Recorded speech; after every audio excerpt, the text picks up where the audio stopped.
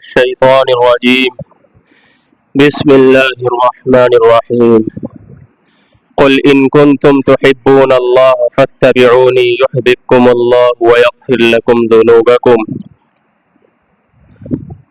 سبحان ربك رب العزة عما يصفون وسلام على المرسلين والحمد لله رب العالمين اللهم صل على سيدنا محمد وعلى آل سيدنا محمد وبارك وسلم اللهم صل على سيدنا محمد وعلى آل سيدنا محمد وبارك وسلم اللهم صل على سيدنا محمد وعلى آل سيدنا محمد وبارك وسلم میرے محترم بزرگوں دوستو، اللہ تعالی نے قرآن کریم میں ارشاد فرمایا کہ اگر تم اللہ سے محبت کا ارادہ رکھتے ہو فاتبعونی، تو نبی کی زبان نہیں کہلوایا گیا تم میری اتباع کرو۔ جب تم میری اتباع کرو گے تو اللہ تعالی تمہیں محبوب بنا لیں گے اور تمہارے تمام گناہوں کو بخش دیں گے۔ اور اللہ کے نبی جناب رسول اللہ صلی اللہ علیہ وسلم نے ارشاد فرمایا من احیا سنتی عند فساد امتی فلہ اجر 100 شہید، کہ جس آدمی نے میری سنت کو زندہ کیا اور ایسے موقع اور ماحول میں میری سنت کو زندہ کیا کہ جب میری امت میں بگاڑ پھیل چکا تھا، تو آپ نے ارشاد فرمایا اسے 100 شہیدوں کا اجر دیا جائے گا۔ پھر آپ نے ارشاد فرمایا من احب سنتی فقد احبنی ومن احبنی کان معی فی الجنہ، جس شخص نے میری سنت سے اور میرے طریقے سے محبت کی تو در حقیقت اس نے مجھ سے محبت کی، اور جس نے مجھ سے محبت کی وہ میرے ساتھ جنت میں ہوگا۔ اگر ہم صحابہ کرام اور بزرگان دین کی زندگیوں پر ایک نظر ڈالیں تو محسوس ہوتا ہے کہ انہوں نے اللہ کے نبی کی صرف سنت ہی کو اپنی زندگی میں نہیں اتارا، بلکہ انہوں نے اللہ کے نبی کی ایک ایک ادا کو محفوظ کیا ہے۔ حضرت عمر رضی اللہ تعالی عنہ نے اپنے بیٹے عبداللہ ابن عمر رضی اللہ تعالی عنہ کو بلایا اور کہنے لگے کہ بیٹا، میرے جبے کی آستین لمبی ہو رہی ہے، تم چھری لاؤ تاکہ میں اسے برابر کر لوں۔ بیٹے نے کہا کہ ابا جان، آستین تو قینچی سے اچھی کٹے گی، کپڑا خراب نہیں ہوگا۔ کہنے لگے نہیں، میں نے اپنے محبوب جناب محمد رسول اللہ صلی اللہ علیہ وسلم کو ایسے ہی کرتے دیکھا ہے۔ دیکھیے، عشق کی اور محبت کی جو باتیں ہوتی ہیں وہ عقل سے اوپر ہوتی ہیں۔ آپ کسی سمجھدار آدمی کے سامنے یہ بات ذکر کریں تو ڈائریکٹ کہے گا کہ بھئی یہ تو بیوقوفی کی بات ہے کہ اپنا کپڑا خراب کر لیا اور قینچی بھی موجود تھی۔ لیکن نہیں میرے بھائیوں، عشق جو ہے عقل سے اوپر اور عقل پہ چڑھ کر کے بولتا ہے۔ اور چونکہ یہ ربیع الاول کا مہینہ ہے، اس میں عشق نبی کے چرچے ہوتے ہیں اور عشق نبی کے تذکرے ہوتے ہیں، اس لیے بھی یہ بات ذکر کرنی ضروری ہے۔ اسی طرح حضرت عمرو بن العاص رضی اللہ تعالی عنہ جو آخر زمانے میں اسلام لائے، اللہ کے نبی کے پاس جب ایمان کی حالت میں پہلی ملاقات ہوئی تو انہوں نے دیکھا کہ اللہ کے نبی کے گریبان مبارک کی گھنڈی اور بٹن لگا ہوا نہیں تھا، آپ کا گریبان کھلا ہوا تھا۔ تو پوری زندگی، چاہے سردی ہو، گرمی ہو، برسات ہو، انہوں نے اپنے گریبان میں کوئی گھنڈی اور بٹن نہیں لگایا۔ اور کسی پوچھنے والے نے پوچھا تو یہ جواب دیتے تھے کہ میں نے اپنے آقا جناب محمد الرسول اللہ صلی اللہ علیہ وسلم کو سب سے پہلے جس ایمان کی حالت میں دیکھا ہے تو آپ کے گریبان میں بٹن نہیں تھا۔ بھلا عمرو بن العاص کی کیسے مجال ہو سکتی ہے کہ وہ اپنے نبی کی مخالفت کرے؟ اسی طرح حضرت بلال رضی اللہ تعالی عنہ جب مکہ مکرمہ فتح ہوا تو اللہ کے نبی نے حکم فرمایا کہ اے بلال، کعبے کی چھت پر چڑھ کر اذان دو۔ بلال نے جب اذان دی ہے تو کچھ بچوں نے آپ کی نقل اتارنی شروع کی۔ اللہ کے نبی نے ان بچوں کو بلوایا، کچھ تو بھاگ گئے اور کچھ ہاتھ آ گئے۔ تو جنہیں آپ نے پکڑوایا تھا ان سے معلوم کیا گیا کہ بھائی تم میں سے سب سے زیادہ آواز کس کی اچھی ہے؟ تو انہوں نے فرمایا کہ اس کی، ابو محذورہ کی جانب اشارہ کیا۔ اس وقت تک ان کے اندر شرک کی بو تھی، بچپنا تھا لیکن شرک کی بو تھی۔ تو اللہ کے نبی نے کہا ابو محذورہ اذان دو. جب انہوں نے اذان دینی شروع کی تو جب پہنچے اشہد ان لا الہ الا اللہ, میں گواہی دیتا ہوں کہ اللہ کے علاوہ کوئی معبود نہیں, تو آہستہ کہا. اللہ کے نبی نے کہا زور سے کہو, پھر دوبارہ آہستہ کہا, پھر آپ نے کہا زور سے کہو, پھر اسی طرح اشہد ان محمد رسول اللہ پر جب پہنچے ہیں تو پھر آہستہ کہنے لگے, تو آپ نے کہا زور سے کہو. تو اس طرح آپ نے 4 مرتبہ ان سے اشہد ان لا الہ الا اللہ آپ کے سامنے انہوں نے کہا, اور 4 مرتبہ اشہد ان محمد رسول اللہ, 2 مرتبہ آہستہ اور 2 مرتبہ زور سے. پھر ابو محذورہ نے عرض کیا اللہ کے نبی مجھے کعبۃ اللہ کا مؤذن بنا دیجئے. آپ نے انہیں کعبۃ اللہ کا مؤذن بنا دیا. تو پوری زندگی ابو محذورہ نے جو اذان دی ہے تو وہ اذان 4 مرتبہ اشہد ان لا الہ الا اللہ اذان میں کہا کرتے تھے, اور 4 مرتبہ اشہد ان محمد رسول اللہ. پوچھنے والوں نے جتنی مرتبہ پوچھا ابو محذورہ نے یہی جواب دیا کہ میرے آقا جناب محمد الرسول اللہ صلی اللہ علیہ وسلم کو میں نے جو اذان سنائی تھی وہ یہی تھی, میں اس میں رد و بدل نہیں کر سکتا. حالانکہ سنت یہ ہے کہ 2 مرتبہ ہو, لیکن آپ کی ادا یہ تھی اور صحابی نے جو محفوظ کیا وہ ہم تک پہنچا دیا.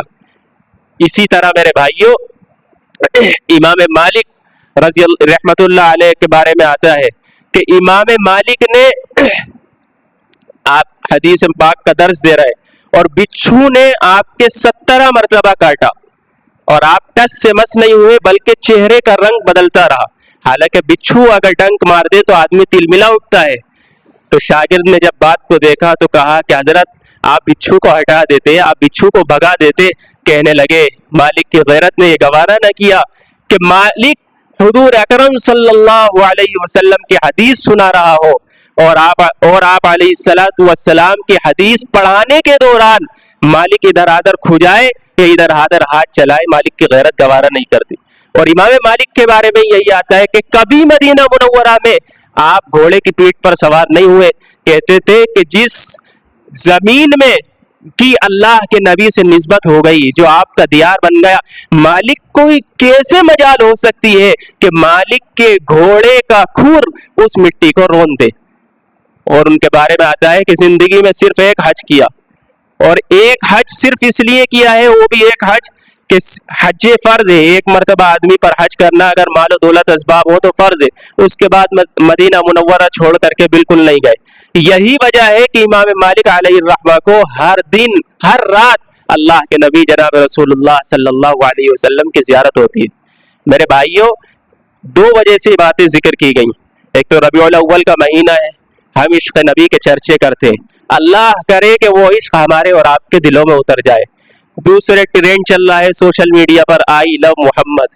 آئی لو محمد کہنا بری بات نہیں, بلکہ حق بنتا ہے ایمان والے کا جب کوئی آپ کی شان میں گستاخی کرے, اور حق بنتا ہے ایمان والے کا جب کوئی آپ کی مخالفت کرے تو ایمان والا سامنے آ جائے اور سینہ سپر ہو جائے. لیکن میرے بھائیوں ہم اپنے عشق کو صحابہ کے عشق سے ملا کر کے دیکھیں, ہم اپنے عشق کو اسلاف کے عشق سے ملا کر کے دیکھیں. جسے اللہ کے نبی سے عشق ہوگا وہ آپ کی سنتوں کی پیروی کرے گا.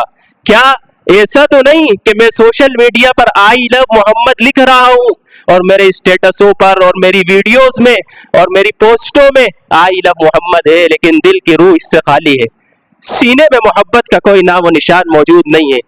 صحابہ کرام کی محبت چونکہ کامل تھی, انہوں نے صرف سنت کو نہیں, میں نے ذکر کیا اللہ کے نبی کی ادا کو محفوظ کیا ہے. آپ چلتے کیسے تھے, آپ کے بولنے کا طریقہ کیا تھا, آپ کے اٹھنے کا طرز کیا تھا, آپ کے بیٹھنے کا طریقہ کیا تھا, آپ کس طرح کھاتے تھے, لقمہ کس طرح بناتے تھے, آپ کس طرح گفتگو فرماتے تھے, اور جب آپ کے سامنے کوئی ہنسی کی بات کی جاتی تو آپ کا ہنسنے کا کیا طریقہ تھا. صحابہ نے یہاں تک آپ کی سیرت کو محفوظ کیا ہے کہ اللہ کے نبی کی بکریوں کے نام, آپ کے گھوڑوں کے نام, آپ کے خچر کے نام, اور اسی طریقے سے آپ کی اونٹنیوں کے نام سب محفوظ کر لیا, اور یہاں تک محفوظ کیا ہے کہ اللہ کے نبی پر جب بڑھاپا آیا ہے تو تقریباً 20 یا 18 بال آپ کے سفید ہوئے تھے. یہ محبت ہے. بھلا ایسی بھی میری اور آپ کی کیا محبت کہ ہم سوشل میڈیا پر خوب گائے جائیں اور ہم نمازوں میں حاضر نہ ہو. آپ بتائیے, معاف کیجئے گا, ہم اور آپ سب اللہ کی توفیق سے مسجد میں آتے ہیں, کتنے لوگ وضو میں مسواک کرتے ہیں, حالانکہ آپ کی بعض روایتوں میں آتا ہے کہ آپ نماز سے پہلے بھی مسواک کیا کرتے تھے، سونے سے پہلے مسواک ہو رہی ہے، اٹھنے کے بعد مسواک ہو رہی ہے، ہر نماز کے وقت مسواک ہو رہی ہے۔ ہمارے اور آپ کے پاس اللہ کے نبی کی یہ سنت کتنی ہے۔ اور یاد رکھیے گا، جو سچا عاشق رسول ہوگا وہ اللہ کے نبی جناب رسول اللہ صلی اللہ علیہ وسلم کی سنتوں کی بھی اتباع کرے گا اور درود پاک کا تحفہ آپ کو بھیجے گا۔ ہمارے حضرت فرما رہے تھے کہ ایک صاحب نے مجھے آ کر بتایا کہ میری عمرے کی تیاری مکمل ہو چکی ہے اور میں نے 1,00,000 مرتبہ درود پاک پڑھ کر کے رکھا ہے تاکہ جب آقا کے قدموں میں جاؤں گا تو پیش کر دوں گا، اللہ کے نبی یہ تحفہ گناہگار لایا ہے۔ آپ بتائیے کہ ہم اور آپ کیا یہاں سے درود پاک آپ کی خدمت میں بھیجتے ہیں؟ درود پاک بھیجیں گے، میں آپ کو ہدیہ دوں، آپ مجھے ہدیہ دیں، محبتیں بڑھیں گی اور آدمی گرویدہ ہو جاتا ہے۔ بھلا ہم اللہ کے نبی کی خدمت میں درود پاک کا ہدیہ بھیجیں اور محبت نہ بڑھے؟ ارے میرے بھائیوں، محبت کی بات تو بہت دور ہے، ان کی ذات کے سامنے، ان کی بارگاہ کے سامنے مجھ جیسے اور آپ جیسے گناہگار کا نام بنام اور علاقے کے ساتھ اور وطن کے ساتھ اور کام کے ساتھ تذکرہ ہو جائے کہ اللہ کے نبی آپ کے فلاں امتی نے جو فلاں جگہ رہتا ہے، فلاں جگہ کام کرتا ہے، آپ کی خدمت میں درود پاک بھیجا ہے، آپ اسے قبول فرما لیجئے۔ میرے اور آپ کے لیے تو یہی بہت بڑی بات ہے۔ ایک واقعہ ذکر فرمایا گیا کہ حضرت مولانا منیر صاحب ممبئی کے رہنے والے تھے، وہ آخر میں اعتکاف میں آخری عشرے میں بیٹھتے تھے، تو انہوں نے سب لوگوں سے کہا جو اعتکاف میں بیٹھے تھے کہ جو اتنی بڑی تعداد میں ایک تعداد مقرر کی کہ اتنی تعداد میں درود پاک پڑھے گا میں اسے 500 روپے ہدیۃً عطا کروں گا۔ تو بہت سارے لوگ آخری دن آئے کہ ہم نے اللہ کے نبی پر اتنی مرتبہ درود پڑھ لیا ہے، اپنا نذرانہ ہدیہ لینے کے لیے آئے۔ تعداد بہت ہو گئی، حضرت کے پاس پیسے ختم ہو گئے اور 13 آدمی باقی رہ گئے۔ 13 آدمیوں کے 6,500 روپے بنتے۔ تو حضرت نے فرمایا کہ یہ میرے اوپر قرض ہے اور میں اس قرض کی ادائیگی انشاءاللہ کسی نہ کسی دن کر دوں گا، آپ حضرات مطمئن رہے۔ رات کو جب سوئے ہیں، اللہ کے پاک حبیب جناب محمد الرسول اللہ صلی اللہ علیہ وسلم کا خواب میں دیدار ہوا اور آپ نے ایک جملہ ارشاد فرمایا کہ اے منیر، تو نے اپنی ذات کی وجہ سے تو قرض نہیں لیا، تو نے تو میری وجہ سے قرض لیا ہے، تو نے تو میری وجہ سے قرض لیا ہے، اب اس قرض کی ادائیگی بھی ہم کریں گے۔ صبح جب بیدار ہوئے ہیں تو ایک صاحب آئے اور انہوں نے لفافہ دیا۔ ہدیے کے بارے میں اصول یہ ہے کہ اگر کوئی ہدیہ لائے تو اس کے سامنے نہیں دیکھنا چاہیے، یہ اصول ہے، فرض نہیں ہے، ادب ہے ہدیے کا۔ لیکن انہوں نے اسی وقت کھول کے دیکھا تو پورے 6,500 روپے موجود تھے۔ انہوں نے پوچھا کہ تم کیسے یہ لائے؟ کہنے لگے مجھے بھی آقا کی زیارت ہوئی تھی، آپ نے ارشاد فرمایا کہ ہمارے ایک امتی نے ہماری وجہ سے اپنے اوپر قرض لے رکھا ہے، جاؤ اس کا قرض ادا کر کے آؤ۔ میرے بھائیوں، خالی سوشل میڈیا پر آئی لو محمد لکھنے سے کام نہیں چلے گا، خالی زبانی جمع خرچ سے کام نہیں چلے گا، خالی ہم جلسے و جلوس میں اور خالی ہم مختلف موقعوں پر ہم اعلان کرتے پھرے کہ ہم عاشق رسول ہیں، ہم محب رسول ہیں، ہم آپ کی پاک ذات کے خادم اور غلام ہیں، عاشق ہیں، اس سے کام چلنے والا نہیں ہے۔ یہ تو دلوں کی بات ہے اور دلوں تک جاتی ہے، سینے سے سینے کی طرف منتقل ہوتی ہے، لیکن کوئی کر کے تو دیکھے۔ آپ فضائل درود پڑھ لیجئے، کتنے واقعات اس میں ذکر کیے گئے ہیں کہ جس اللہ کے بندے نے درود پاک کا اہتمام کیا ہے، اللہ نے کیسے اس کی زندگی میں برکتوں سے نوازا ہے۔ اور قرآن پاک کا صاف ارشاد ہے، آپ سنتے ہوں گے، خطبے میں آیت پڑھی جاتی ہے، ان اللہ و ملائکتہ یصلون علی النبی، اللہ اور اس کے فرشتے یہ اللہ کے نبی پر رحمت بھیجتے ہیں، فرشتے دعا کرتے ہیں اور اللہ رحمت بھیجتے ہیں۔ اے ایمان والو، تم بھی تو درود پڑھا کرو، حکم فرمایا جا رہا ہے۔ اس لیے میرے بھائیوں، ربیع الاول کا آخر چل رہا ہے، میرے اور آپ کے لیے ربیع الاول میں کامیابی یہ ہے کہ ہم یہ طے کر لیں کہ روزانہ اتنی مرتبہ درود پاک پڑھیں گے۔ میں نہیں کہتا کہ آپ کو گوشے میں بیٹھ کر پڑھیں، کونے میں بیٹھ کر پڑھیں، باوضو ہو کر کے، ادب تو یہی ہے اور آپ کی محبت کا حق تو یہی ہے کہ کونے میں بیٹھ کے پڑھا جائے، آنکھوں سے آنسو جاری ہو، ہاتھ میں تسبیح ہو اور مصلی پر بیٹھے ہوئے ہو۔ لیکن اگر کسی اللہ کے بندے کے پاس اتنا وقت نہ ہو، چھوٹی سی تصویر لے لیجئے، بٹن والی لے لیجئے اور چلتے پھرتے اٹھتے بیٹھتے، پاک ہونے کی بھی اس میں شرط نہیں ہے، دکان پر بیٹھے ہوئے، کاروبار میں لگے ہوئے، صلی اللہ علیہ وسلم